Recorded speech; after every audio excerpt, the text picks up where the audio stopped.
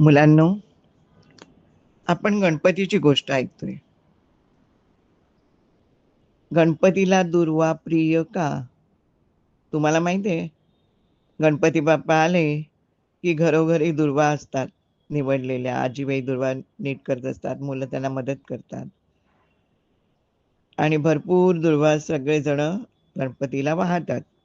दुर्वांचे हार घालतात. तर या दुर्वांचं का एवढं महत्त्व आहे? अनलासूर महाभयंकर राक्षस होता. त्याच्या आवाजानं पृथ्वी हादरून जायची. त्याच्या डोळ्यातून ज्वाळा निघायच्या.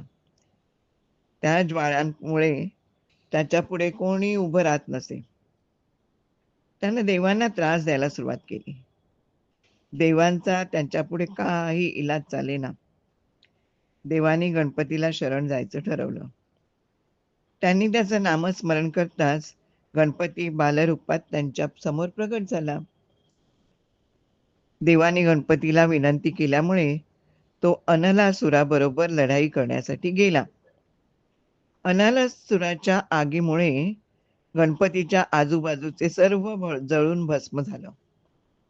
गणपतीशी त्याची घनघोर लढाई झाली. तो बालरूपी गणपतीला गिळण्यासाठी जवळ गेला असता गणपतीने अनलासुरालाच गिळून टाकलं. राक्षसाचा नाश झाला खरा, पण त्याला गिळल्यामुळे गणपतीच्या अंगाची आग होऊ लागली.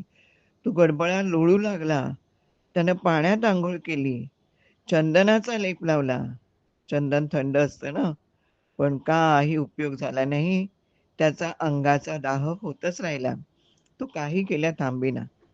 तेव्हा देवांनी गणपतीच्या डोक्यावर चंद्राची स्थापना केली. म्हणून गणपतीला भालचंद्र हे नाव पडलं. विष्णूनं आपल्या हातातील कमळ गणपतीला दिलं. म्हणून गणपतीला पद्मपाणी असं म्हणतात. शंकरानं आपला नाग त्याच्या कमरेला बांधला. वरुणानं पाण्याचा अभिषेक केला, पण काही केल्या आग थांबेना. गणपती बिचारा जमिनीवर लोळतच होता. इतक्यात काही ऋषीमुनी आले. प्रत्येकानं 21 दुर्वाची जुडी गणपतीच्या मस्तकावर ठेवली. काय गंमत पहा. लागलीच गणपतीला बरं वाटलं. त्याच्या अंगाची लाही शांत झाली. गणपती म्हणाला, माझ्या अंगाची लाही शांत करण्यासाठी देवांनी अनेक उपाय योजले, पण तो दाह दुर्वामुळे कमी झाला.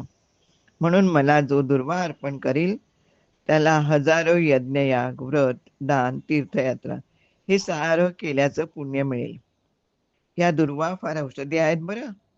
त्याचा रस प्याल्यानं पोटातलं दुखणं थांबतं. मुलांनो, तुम्ही पाहता की घरातली मोठी माणसं बागेत गेली की दुर्वा खुडून आणतात आणि गणपतीला वाहतात. या दुर्वांचा ते खूप उपयोगी होतो आणि तो डॉक्टरांना माहीत असतो, वैद्यांना.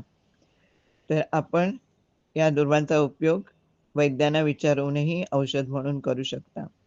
तर अशा या दुर्वा आहेत, खूप महत्त्वपूर्ण आणि खूप औषधी.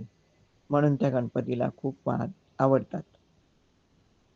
चला बाप्पाला आपण जय जय करूया आणि बाय.